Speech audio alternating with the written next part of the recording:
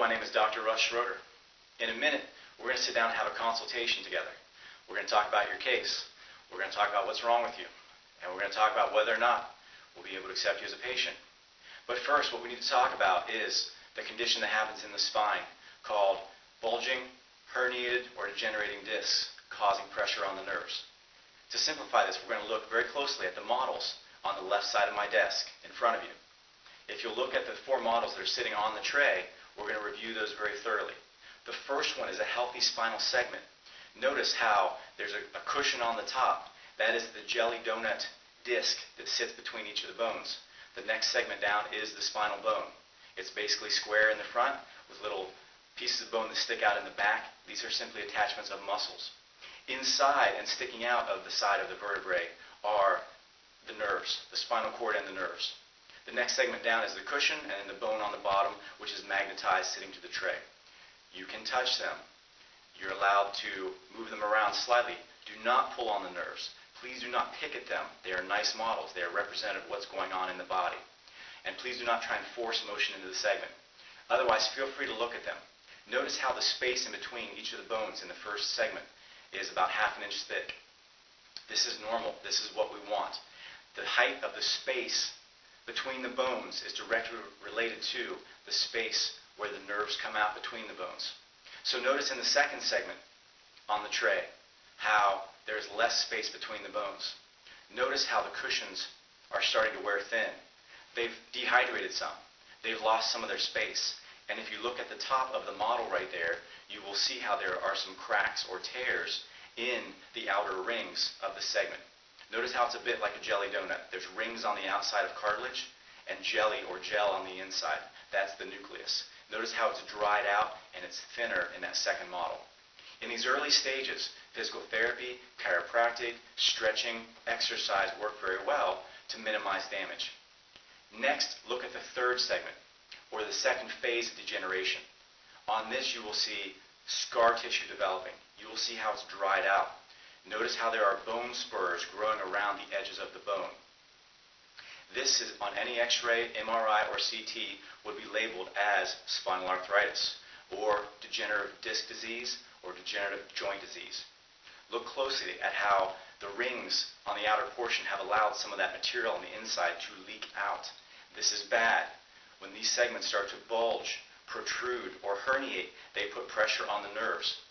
Notice how if it's facing you directly, that on the right side there's a spinal bulge. There's a disc bulge that is putting pressure onto the nerves.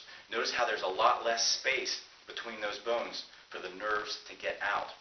Those nerves are branching off from the spinal column. They go into your arms. They go into your legs. If they are injured, they will cause pressure. They will cause pain in the back or neck over time as the nerves get affected. And they can and eventually will cause symptoms in the arms or legs. Weakness, numbness, tingling, burning, pain. Now, the very last segment of note on there, the fourth segment, the fourth model, is advanced degeneration. At this point, it is too far gone for non-invasive therapy. The only options are drugs or surgery, or injections, which are drugs. We do not want you to get to this stage, okay? If it's that far gone, again, it's only invasive options that are considered. At the middle stage of degeneration, if you've reached this level, then non-surgical decompression and cold laser are a very viable option for you. And we're going to talk about this when I sit down.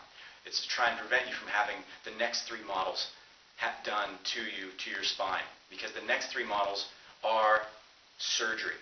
The very first one represents a laminectomy. It's where they cut away part of the bone. The next model after that is one of 2 different types of fusion, either a single or a multiple level of fusion done in the spine using metal, typically using titanium screws, titanium plates, or titanium rods. If you have this done, the design of that type of surgery is not to allow any more motion. The surgeon figures if it's not going to move right, don't let it move ever again, and they fuse it together. They can also use bone out of the ilium of the hip that they can pack inside of there to further limit motion to help fuse it together, and that is an option. I am not against surgery, let's be clear on that. I would have surgery if need be, if every other conservative option was exhausted.